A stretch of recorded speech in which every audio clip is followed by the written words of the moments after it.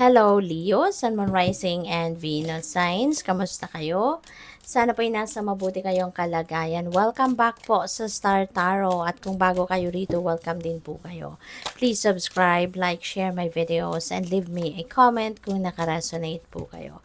So, first card po ninyo is Elephant. A long journey, either physical or mental, will leave you wiser at the end. Ayan. So, this is a long journey, travel, no? Might happen dito for some of you. At maaaring ito ay international travel because this is a long journey. So, po pwedeng international travel or po pwedeng domestic pero talagang sobrang malayo siguro ang pupuntahan ninyo or matagal kayo sa pupuntahan ninyo, something like that. So, it could be physical travel or po pwede rin na mental travel. Diba? Baka you are setting new goals, diba? You're setting new intentions, and maaring ito yung mga intentions ninyo nagagabay sa'yo, no?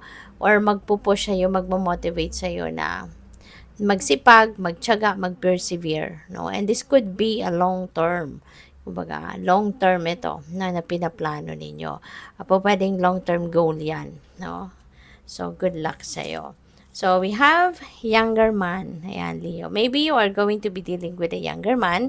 So, this could be anyone. Po pwedeng anak mo yan, po pwedeng kapatid mo, po pwedeng katrabaho mo. It could be anyone, no, sa buhay mo. But that person is going to play a significant role in your life. So, we also have fly, a period of ill health. At po pwedeng depression yan, po pwedeng may problema, something like that, no? Kaya, sana, maano ninyo ito, ang tawag dito, maiwasan pa ninyo ito, no? Kaya wag kayong masyadong mag-iisip, no, ng negatibo. Don't allow yourself to be thinking too much, no? Yung bang ano, yung bang ang tawag dito, problema. Kung may problema man, wag ninyong dibdibin, no? Wag ninyong dibdibin at saka wag na ninyong tambayan yung problema.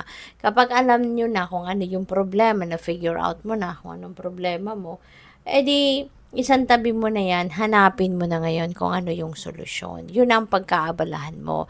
Maghanap ka na ng solusyon. Yun ang isipin mo. Wag nang paikot-ikot sa isip, no, yung problema. Kasi hindi masusolusyonan ang problema kapag ganyan ang sitwasyon na paikot-ikot, paikot-ikot, no. Yun lang na lang ang iniisip mo yung problema, paano ka nagka-problema, bakit ka humantong sa ganyan sitwasyon, yung mga ganun, 'di ba? So, mas lalo ka lang makakapag-isip niya ng mas marami pang problema, 'di ba? Pero kung alam mo na kung ano ang naging problema mo, doon ka na sa next step, maghanap na ng solusyon sa problema. At doon mo na, yun na ang pag-isipan mo. Huwag mo nang balik-balikan pa, no? At isipin mo, magsisi ka pa, blame yourself pa, wag na. Okay? Kasi mas lalo ka lang yan malulungkot, mas lalo ka lang madidepress. Diba? Wag nang isipin ang problema. Solusyon na agad ang pagkaabalahang hanapin. Okay? So, what else? We have Mountain Road. You are on the road to success. Ayan. So, napaka gandang message ito sa inyo na you are on the road to success. Magtatagumpay ka na. Okay? You are already climbing the road, no?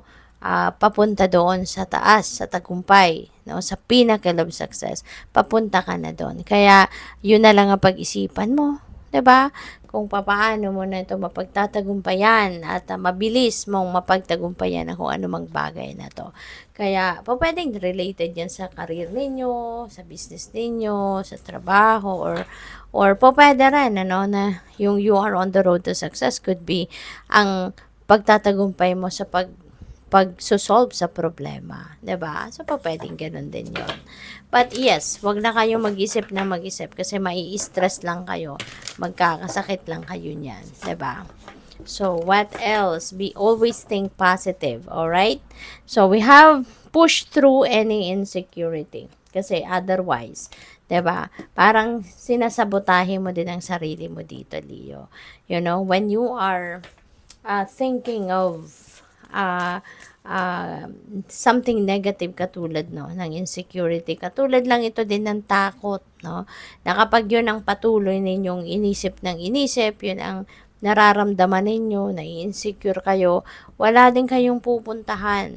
No, you won't be able to move forward in your life kasi ito yung hahatak sa inyo pabalik, 'di ba? Yung insecurity ninyo. So, palitan ninyo yan, no, ng confidence, palitan ninyo ng enthusiasm, ng optimism.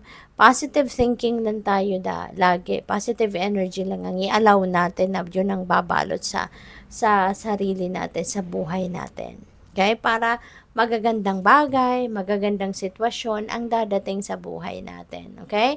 At yun ang magpupush sa atin para tayo ay magtagumpay. Yun ang magpupush sa atin para tayo ay sumakses. So, we have know your worth. Ayan. Alamin mo ang inyong halaga. Okay? Para alam mo din paano mo dadalhin ang sarili mo, paano mo tatratuhin ang sarili mo, especially when you are being, abused by other people, 'di ba? Sa sobrang kabaitan siguro ninyo, 'di ba? Inaabuso na kayo, maaring sa sobrang compassionate ninyo, 'di ba? Inaapak-apakan na kayo ng iba kasi mabait naman siya. Okay lang 'yan sa kanya, 'di ba? Mga ganon. So, know your worth para alam mo din kung kailan mo ipaglalaban ang sarili mo, alam mo yung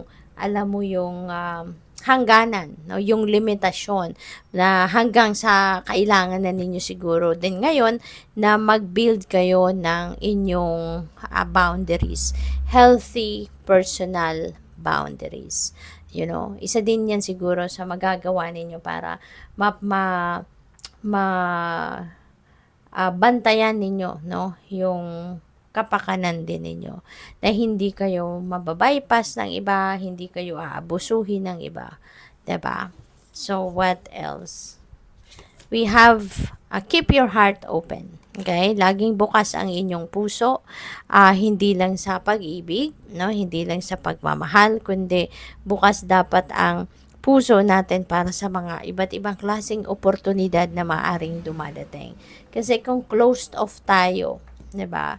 So, parang wala din kahit may mga opportunity na kakatok sa buhay natin kung hindi tayo ready, 'di ba? Kung hindi tayo ready na i-take advantage ang mga 'yan, hindi tayo handa na i-embrace ang kahit anumang opportunity na 'yan, no, wala din, sayang lang, 'di ba? Kaya dapat maging bukas kayo lagi. Maging bukas ang puso ninyo para sa pag-ibig, pagmamahal at sa mga oportunidad na maaring dumating. Assess the situation before you make any decision. Yun ang pinakamagandang gawin. Hindi tayo yung basta-basta tayong tatalon sa desisyon or basta-basta tayong tatalon sa desisyon or sa situation na hindi natin pinag-iisipan. So, we need to assess the situation muna. Obserbahan, tignan maigi, pag-aralan before making any decision para hindi natin pagsisisihan kung ano man ang mga gagawin natin, 'di ba? Na mga steps. So, tignan natin kung ano pa ang ganap para kay Leo. So, we have money tree. Wow, napakaganda kasi maaaring ngayon, maaaring marami ka ng huhugutin, marami ka ng savings siguro sa ngayon. And anytime nakakailanganin mo ang pera, meron kang huhugutin kasi maaaring nakapag-save ka na talaga ng bonggang-bongga. Para sa iba sa inyo, maaari na ngayon pa lang kayo magsisimulang mag-save. Maaari na meron kayong pinaghahandaan, no?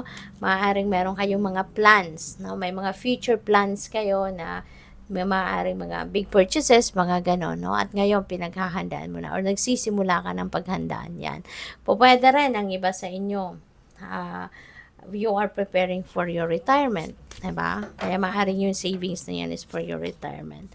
So, we have performance evaluation. Ang iba sa inyo siguro na nag-i-employo pa, parating na ang inyong performance evaluation. Kaya, galingan ninyo. Ang galingan ninyo. At nakasalalay dito yung ninyo. Nakasalalay yung ano ninyo siguro salary increase, promotion, yung ganon. So, yun. So, what else? We have competition. Ayan. So, pwedeng ang competition na to sa trabaho, no? Pwedeng merong ang iba siguro sa inyo merong promotion, no? At maaring marami din ang kalaban ninyo, yung ka-rival ninyo sa posisyon na yan. Pwede rin na merong contest dito na sasalihan ng iba sa inyo, pwedeng ganun din, yung mga ganon. So, good luck sa'yo. Thank you for watching. Love and light. Namaste.